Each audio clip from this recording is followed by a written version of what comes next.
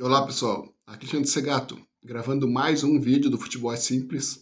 E nesse vídeo irei falar sobre o empate no Clássico Grenal em 1-1 na Arena do Grêmio pela quinta rodada do Campeonato Brasileiro.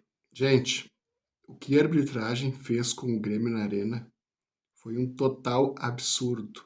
Aquelas coisas que fazem tu desanimar de assistir futebol. E a pessoa só não desanima porque a pessoa ama muito o Grêmio. Porque a arbitragem tenta de todas as formas fazer a gente não gostar do esporte. Mas vamos lá. No final do vídeo eu irei falar sobre a arbitragem. Primeiro irei falar sobre o jogo em si.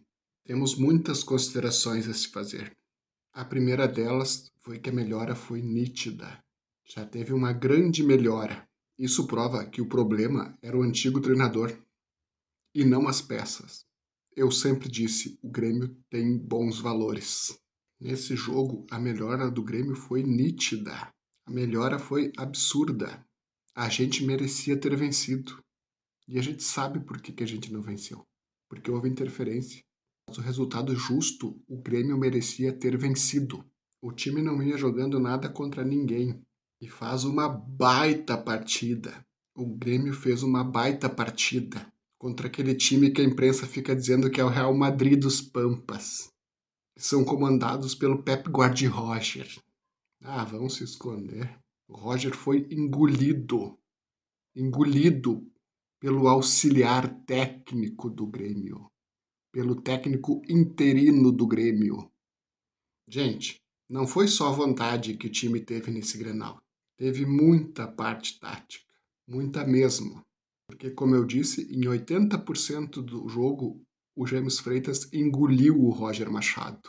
E agora, nesse vídeo, vou explicar para algumas pessoas que acham que os jogadores estavam fazendo corpo mole para derrubar o Quinteiros, mas não conseguem ver que ele era um técnico extremamente limitado. Vou citar os tópicos aqui para mostrar que não foi só vontade que o Grêmio teve a mais hoje. Primeiro tópico. A formação não foi a mesma usada pelo Quinteiros. O Grêmio entrou com 4 jogadores no meio-campo: Dodi, Vila Sante, Edenilson e Monsalve. Na ponta, Kike Oliveira e o centroavante, Bright White. Então, o James Freitas só entrou com um ponta e o meio-campo bem povoado. Aleluia! Como era difícil aquele pardal argentino entender isso, que tinha que povoar o meio-campo. E vocês querem me dizer que era só transpiração que o Grêmio teve a mais hoje? Não. Vocês querem dizer que o Grêmio correu mais só porque queriam derrubar o técnico? Não. Teve muita parte tática. E a primeira delas começou na escalação. Esse é o primeiro tópico. A escalação já foi diferente do Quinteiros. Segundo tópico, para mostrar para vocês que a melhora do Grêmio não teve nada a ver com os jogadores estarem fazendo corpo mole com o antigo treinador. Simplesmente porque alguns jogadores continuaram cometendo os mesmos erros. A melhor chance de perigo do Inter no primeiro tempo, que o Gemerson fez uma falta e tomou um cartão amarelo bobo. Depois o Inter lançou na área e o Volpe teve que defender no cantinho. Eu fui à loucura com aquela falta do Gemerson. Ele foi muito burro, não precisava fazer aquela falta. Tinha cobertura logo à frente. E quase saiu o gol do Inter. E agora eu pergunto para vocês. O Gemerson estava querendo derrubar o James Freitas? Óbvio que não. Que por sinal eu ouvi a mesma coisa contra o Mirassol quando o João Pedro cometeu um pênalti. Algumas pessoas dizendo: tá nítido que o João Pedro quer derrubar o Quinteiros. Quem é que fez o pênalti hoje? Ah, João Pedro. Será que o João Pedro quer derrubar o James Freitas? Olha aí, tá vendo, pessoal?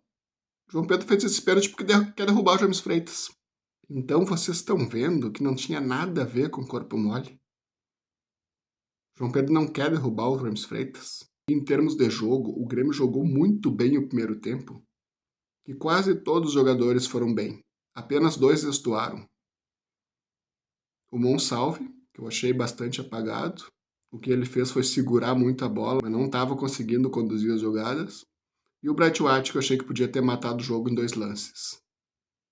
Um, ele se precipitou e chutou por cima, quando o Grêmio estava em vantagem numérica, 5-3.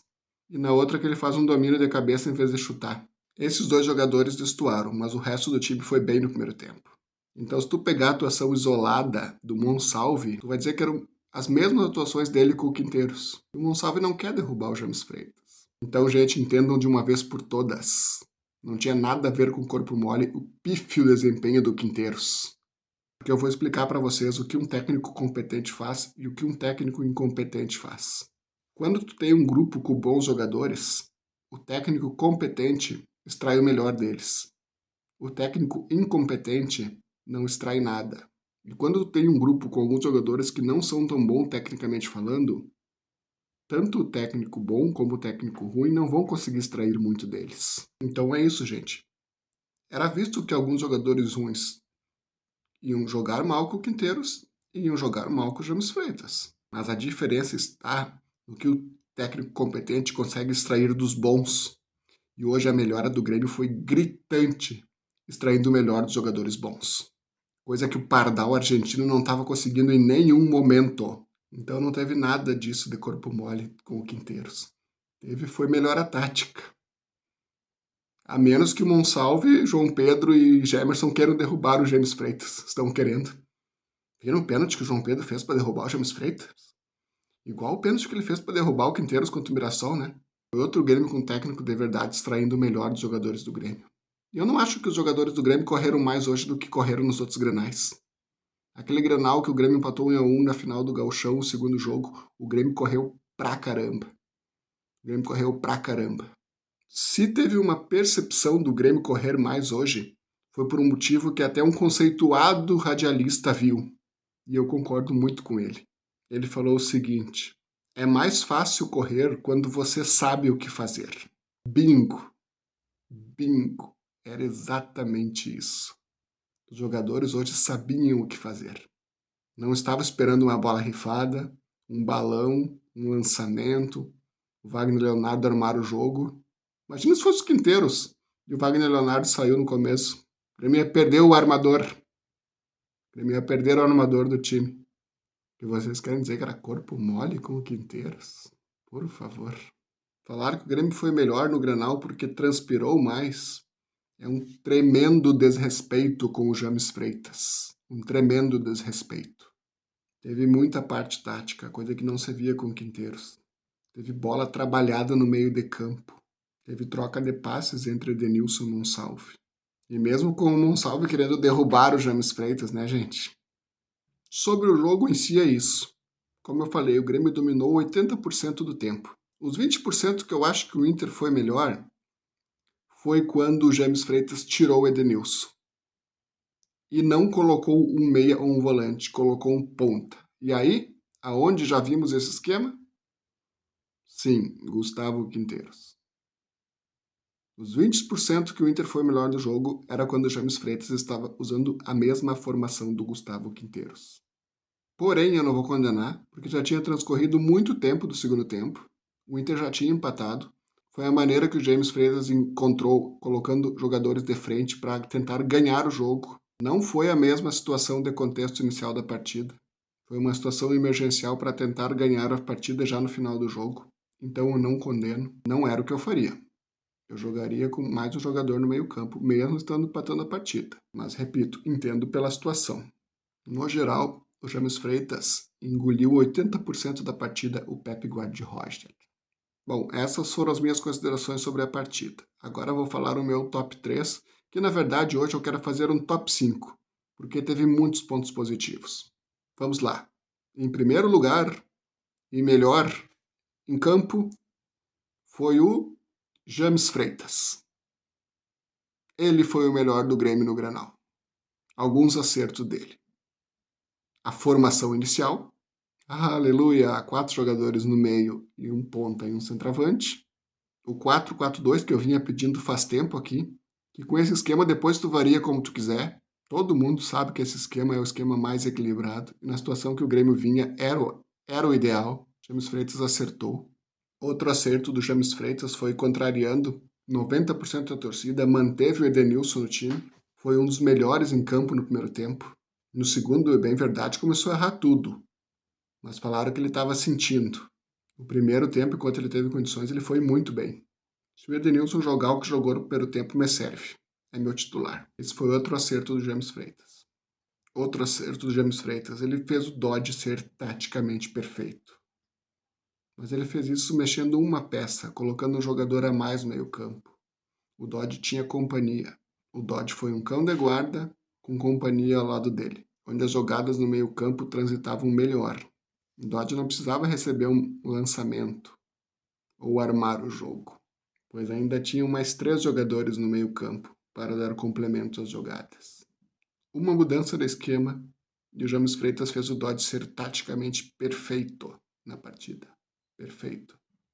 Então, como eu disse antes, o único erro do James Freitas foi que, em determinado momento, enquanto a partida transcorria para o final, ele deixar só 3 jogadores no meio-campo e colocar os 2 pontas. Mas, como eu disse, era desespero para tentar ganhar o jogo, pois o Inter tinha empatado. Nessa situação emergencial, eu não condeno. Já vi vários técnicos empilharem atacantes ao final do jogo, mas no geral, 80% do tempo ele amassou o Inter. James Freitas é o melhor em campo para mim. Em segundo lugar, o melhor em campo foi o Thiago Volpe. E eu vou dizer o porquê. No primeiro tempo, o Grêmio dominou bastante. Mas eu contei 3 espetadas do Inter. E o Grêmio não ia conseguir jogar contra o Inter 45 minutos nos campos do adversário dos caras. Então, algumas espetadas eram fato que ia acontecer. E uma delas me deixou muito preocupado. É que o Ener Valencia saiu cara a cara com o Volpe. Eu falei na hora, é gol. O Inter vai sair na frente. Eu falei, não tem como o Valencia errar esse gol nem se ele quisesse. Mas o Volpe foi fenomenal. O Volpe foi monstruoso. Que frieza. Devia ser o atacante ter frieza na frente do goleiro. Foi o contrário. Foi o goleiro teve frieza na frente de um atacante desesperado. E a vantagem era toda do atacante. Procurem ver o tamanho de uma goleira. E vocês vão ver que não tinha como o Valencia perder aquele gol. E aí entra o total mérito de Thiago Volpe. O Inter sair na frente naquele momento podia mudar toda a história do jogo. Ele não poderia se desesperar ou sair atrás. E aí talvez tivéssemos visto mais um filme de terror. Então, Thiago Volpe é o segundo melhor em campo para mim. Terceiro melhor em campo é o Christian Oliveira. Como infernizou os zagueiros do Inter. Como infernizou o lateral do Inter. Os jogadores de defesa do Inter vão sonhar com o Kike Oliveira. Pra te ver, gente, por isso eu tenho muita raiva do Quinteiros, muita raiva. Porque enquanto o ponta dele, o Pavon, entregava 2 gols em Grenais, o ponta Kike Oliveira do James Freitas decidia um jogo. Aquele Quinteiros, além de burro, era teimoso. Kike Oliveira foi extremamente bem nesse Grenal. E detalhe, voltava para marcar, estava com um padrão tático muito bom. E o meu quarto melhor em campo foi o zagueiro Kahneman. Sério, gente, nem parecia que tinha ficado tanto tempo parado. Ele não sentiu a falta de ritmo. Esse cara é um monstro. O fôlego, o vigor, a vontade desse cara é absurda. Foi ele que segurou as pontas no sistema defensivo do Grêmio. Sério, parecia que ele nem tinha ficado tanto tempo lesionado, porque estava com muito ritmo de jogo. Porque entregou muito em campo. Ele é meu quarto melhor em campo. E o quinto melhor em campo, como eu citei agora há pouco, foi o Marlon. Apoiou extremamente bem. Eu disse que esse cara ia jogar muito pelo Grêmio. E ele vai jogar muito pelo Grêmio. Ele tem muita qualidade. Em vários momentos ele apoiou muito bem. Ele não desguarnecia a defesa. E ele subia tendo noção do que fazer. Quando ele estava defendendo, eu vi ele desarmar os 2 lances. E quando estava atacando, ele fez boas tabelas. Aquele chute que ele deu, que virou assistência, a bola foi deslizando perfeita onde estava o jogador do Grêmio. É de jogador que sabe bater na bola. E o Marlon teve poucos treinamentos com esse time. Eu até achei que ele não fosse jogar. Teve pouquíssimos treinamentos para se entrosar com esses jogadores. E deu conta do recado. O Marlon também foi uma boa notícia nesse Grenal. Esse é meu top 5, gente. E agora vou citar as coisas ruins que aconteceram no Grenal. A primeira delas é o João Pedro. Não dá mais, gente. Não dá mais. Tem que ser o Serrote. O João Pedro tem até que ser dispensado. O que ele compromete é um absurdo. Uma das considerações ruins da partida. João Pedro. Não dá mais para aguentar esse jogador comprometendo. A nível de comparação, qual foi o jogador do Grêmio que mais cometeu pênalti nos últimos anos? Foi o Kahneman. O João Pedro, em 2 anos, já cometeu mais pênaltis do que o Kahneman em 7 ou 8 anos de Grêmio. Só que o Kahneman teve anos em alto nível. Tem muito crédito. O João Pedro teve 6 meses de bom futebol. Não dá mais para aguentar o João Pedro. O titular tem que ser o Serrote. João Pedro perde todas na velocidade, só compromete na defesa e faz muito pênalti. E não, gente, ele não quer derrubar o James Freitas, tá bom? Ele é ruim mesmo. Nossa, o João Pedro cometeu o pênalti pro Mirassol porque queria derrubar o Quinteiros. Tentou derrubar o James Freitas no Grenal também. Esse João Pedro gosta de derrubar um treinador. Tô sendo irônico, né, gente? A segunda consideração ruim da partida foi a lesão do Wagner Leonardo. Essa aí me deixou muito para baixo. É o nosso melhor zagueiro ao lado do Kahneman. Teríamos 2 zagueiros bem confiáveis. E agora eu não faço ideia de quanto tempo o Wagner Leonardo vai ficar parado. Essa lesão me deixou para baixo. E agora, como não dá para deixar de falar, a pior de todas, a pior notícia da noite e a mais revoltante, essa arbitragem. O que esse juiz fez não dando pênalti, mesmo o VAR chamando ele, foi um escândalo, foi um escárnio. Assim, gente, vou tentar me conter, vou respirar fundo e vou tentar colocar aqui o que eu quero dizer. Eu não vou desejar mal para a família desse árbitro e também não vou desejar mal para ele, porque eu sei que pessoas incompetentes têm em todas as profissões, todas. Existem padeiros incompetentes, existem mecânicos incompetentes, existem técnicos incompetentes, existem jogadores incompetentes. Por que não haveria juiz incompetente? Sempre vai existir pessoas incompetentes em todas as profissões. Então eu não vou desejar mal, porque ele foi uma pessoa incompetente e que, para mim, ele tem o mesmo valor que um dejeto humano. Ele não tem nenhuma relevância para mim. Apenas um juiz incompetente captou um jogo do time que eu torço. Que ele siga a vida dele e eu não quero nem saber o que ele faz da vida daqui para frente. Como eu disse, foi apenas um juiz apitando um jogo de um time que eu torço. Só que o que eu tenho para dizer para vocês é que o dia que esse cara resolveu se tornar árbitro de futebol, o futebol perdeu. O futebol perdeu muito. Foi mais uma pessoa incompetente na profissão errada, que por ser incompetente era visto que uma hora ou outra ia prejudicar algum time. Porque existem erros e existem erros grotescos. Hábitos bons até cometem erros, porque o ser humano não é uma máquina. Mas hábitos ruins cometem erros bizarros, cometem erros que são um escárnio, cometem erros absurdos. Essa é a diferença de uma pessoa competente no que trabalha para uma pessoa incompetente. O erro desse hábito foi absurdo. O cara fez uma jogada de rugby no Aravena. Foi tanto por cima como por baixo.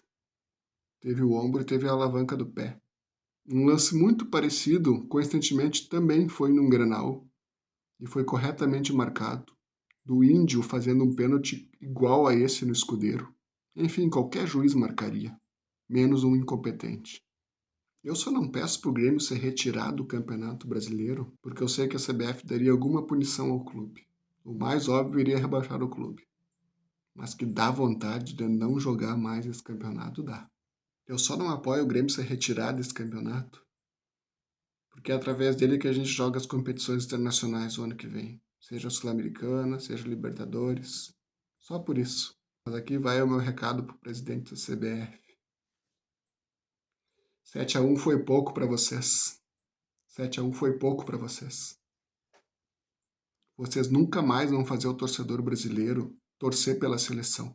Cada vez mais torcedores torcem contra a seleção. E isso é tudo culpa de vocês. Uma corja de incompetentes. Uma corja total de incompetentes que afastam o torcedor. Enquanto a arbitragem for decadente no Campeonato Brasileiro, seja o torcedor de qual time for, vai torcer contra a seleção. E isso é bem feito para vocês. 7-1 foi pouco. Fico pensando, e as novas gerações que vão acompanhar o futebol, independente do time que torce? Como explicar para essas pessoas que o futebol é um esporte justo? Não tem como. Quem virar torcedor de time de futebol, se prepare para passar raiva. Muita raiva. Que mostrando que pessoas sujam o esporte. Não é o esporte que é sujo em si, sim que pessoas corruptas tornam o esporte sujo. Vai ser difícil explicar isso para as próximas gerações, mas elas já vão ter que ter essa noção. Que sempre vai existir pessoas que vão tornar o futebol injusto. Que não é o melhor dentro de campo que vai decidir se vai sair vitorioso ou não. Parabéns, CBF, por esses árbitros extremamente preparados, extremamente qualificados, nada tendenciosos. 7-1 foi pouco. Era isso, gente. Aqui encerro o meu vídeo. Com muito orgulho do que o Grêmio apresentou hoje. Tenho certeza que coisas boas virão e precisamos usar como combustível a incompetência dessa Federação Brasileira.